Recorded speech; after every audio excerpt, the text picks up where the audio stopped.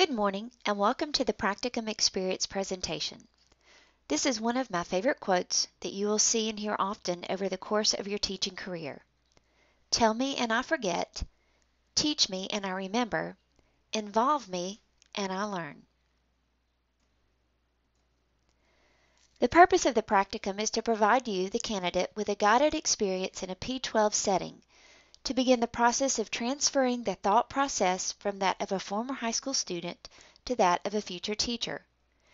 The tutoring portion of the practicum is to provide you with an actual experience working with a student.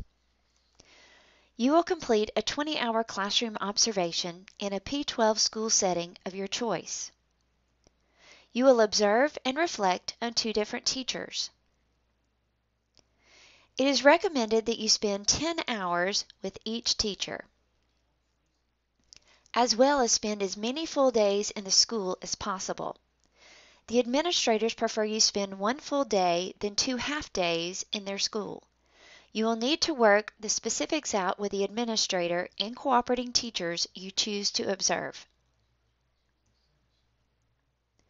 The tutoring portion of the practicum is to provide you with a supervised experience working with a student in grades K through 12. You will complete 10 hours tutoring through the Instructional Service Center unit. Mr. Tim Whittemer is the coordinator for this part of the course. You will need to direct all questions regarding tutoring to him. Make sure that you review the instructional videos located in Blackboard. We will look at those instructional videos later in this presentation, as well as cover some additional information. Tutoring matches are made with K-12 students based on your planned teaching level and your academic competency.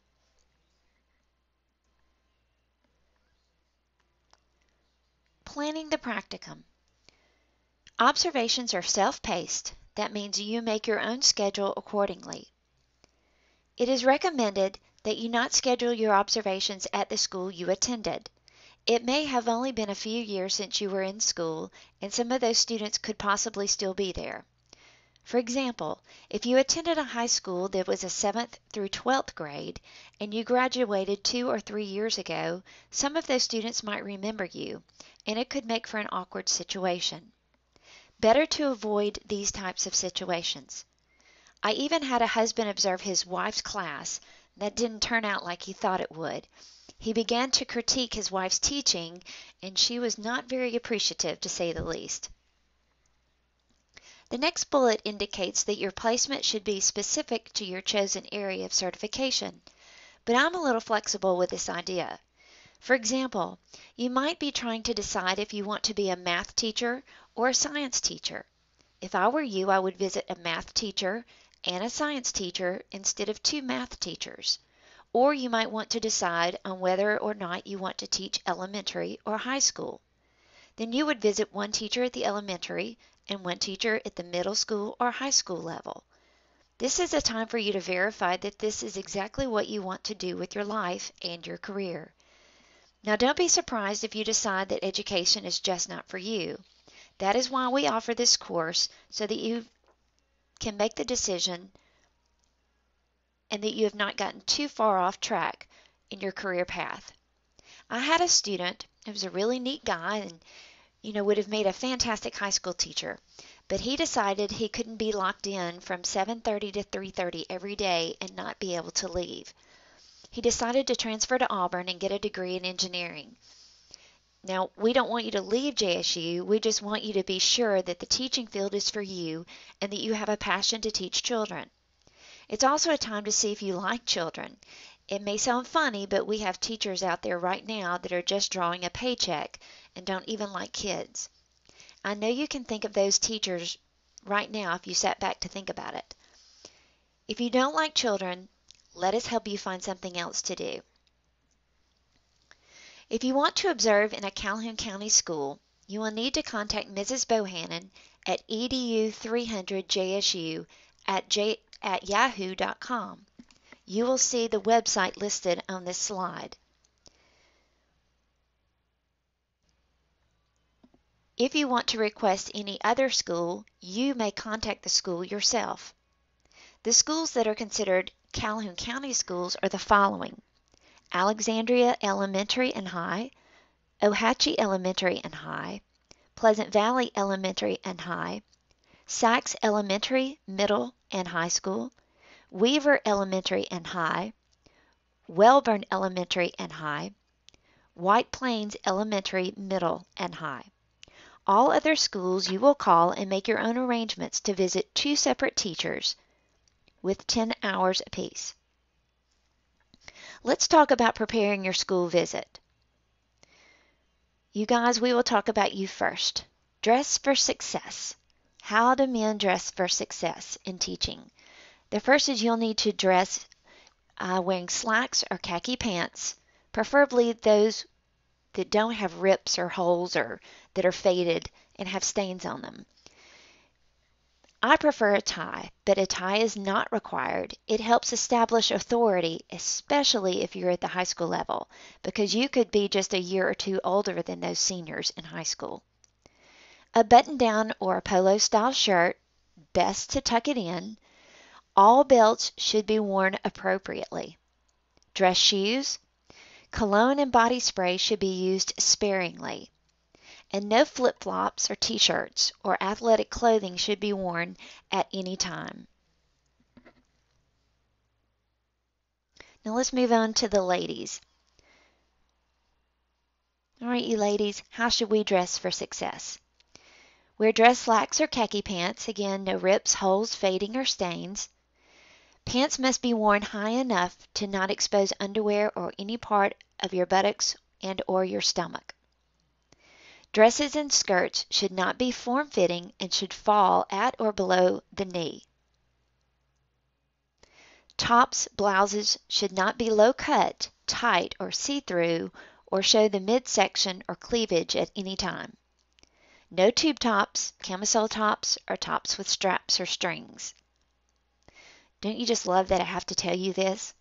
But believe it or not, if I don't, then I'll get a phone call from a school.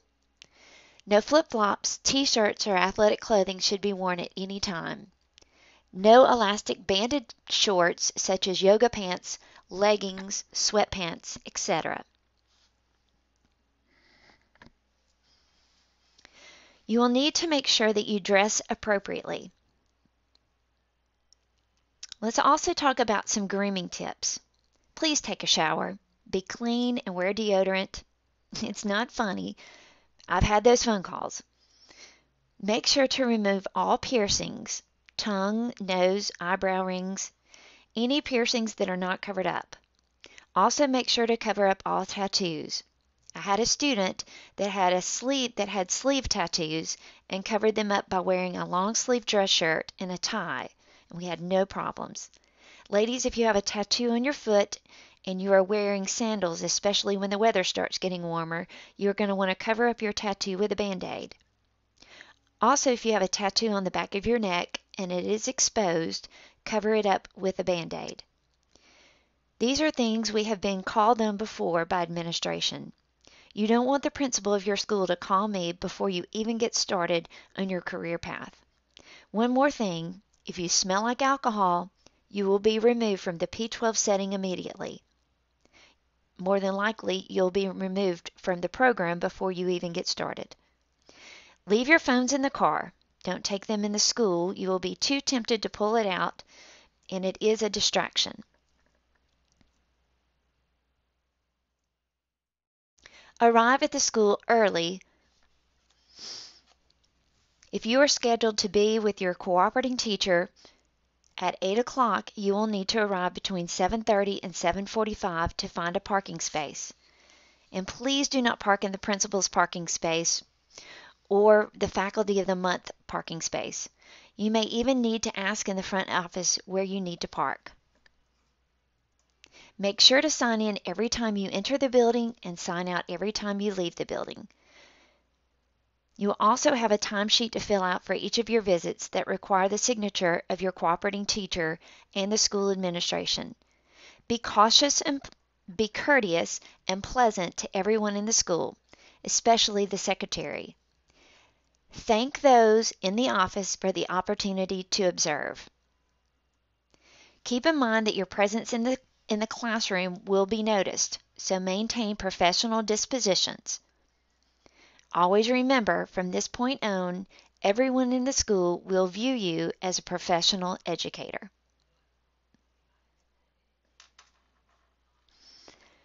All right, at this point, we're going to move on to looking at the tutoring aspect of the course. And I'm going to minimize, close out the PowerPoint, and move on into Blackboard. Looking at the tutoring information in this section of our Blackboard. So if we click on tutoring information, we're going to see that there are some course documents here, as well as your assignments that have been listed and the contact information for Mr. Tim Whittemer. He attended my class last night and went over several things. Basically, he showed the video that he has listed here and kind of narrated through the video to give us a little bit more information. And I'm going to type up that information and put it in our course documents section as well. But you're going to want to spend some time and you're going to want to view this video. He goes through all kinds of information about the expectations of your tutoring and what to expect. Not only what we expect out of you, but what you are to expect from the student and the parents. But if you want, you can turn into your manual for this course. Turn to page 45. This is where the tutoring handbook begins, but you also have a link to the tutoring handbook here. You also have the orientation PowerPoint here. So there's several different links that you have in order to find out all the information that you need for the tutoring. One of the things that I wanted to make sure that you are aware of in the PowerPoint just a few minutes ago, I was calling your attention to how we choose or how we pair you with the student that you are going to tutor. And in order to do that, you're going to want to go here and fill out the survey. So the survey will allow you to put in your preferred information, your name, your last name, your email address, your concentration area. This is the area in which you are seeking in for your degree. It may be secondary education, it could be elementary education, collaborative education, and remember, collaborative education is special education. So you will choose the area in which you are seeking your degree. Then you will choose male or female. You'll need to make sure that you give your daytime phone number. Please make sure that you give a phone number that Mr. Whittemer can contact you, because he will need to call you to set up your tutoring. So he has to have a contact number that he can actually reach you. So please make sure that you give him a number he can reach you. You'll want to choose your academic competency area. This is basically where you're choosing where you feel more comfortable. Do you feel more comfortable with tutoring children in the area of math at the level of kindergarten to third grade? Or, if you're going to be a math major, you may be more comfortable with tutoring students in the 8th or 9th grade or 10th or 10th through 12th grade in mathematics. So you're going to choose the area in which you would prefer to tutor, and you're also going to choose the grade level. So he also asked if you speak any languages other than English. So if we have some Spanish children that might need a little bit of work on English, then English is their second language, then he may pair you with a child. Do you have any experience with students with special needs? Not that you have special needs, but you may have worked with special needs children before at summer camps or at a daycare, and if you have, he may be Mr. Whittemer may be looking to pair you with a child with special needs, or if you're going into the field of special education, he may pair you with a child with special needs. You're going to want to make sure that you choose the best day for you to tutor. If any of these days are say you can do Monday, Tuesday, Wednesday, or Thursday, then pick all 4 days and he will decide for you which day. If none of these fit, if you're going to have to do tutoring outside of JSU, then you're going to click none of these fit my schedule. Okay? You're going to submit that and make sure that you've answered all the questions. But then there's a second survey down at the bottom you're going to want to fill out. The second survey will allow you, well, it's actually just a form, but this second form will allow you to be able to check out material at our Learning Resource Center. Downstairs in the bottom of Ramona Wood is a Learning Resource Center full of children's literature books, games, math manipulatives, textbooks, resources for you, just a multiple of things that you could use with these students. You know, even if you can't think of anything to do, you can at least check out a book and you can read. All children at all ages need time to read and be able to reflect on their reading. So make sure you do this second form as well as the first survey. Okay, so just wanted to call your attention to that. So let's go back to our course documents.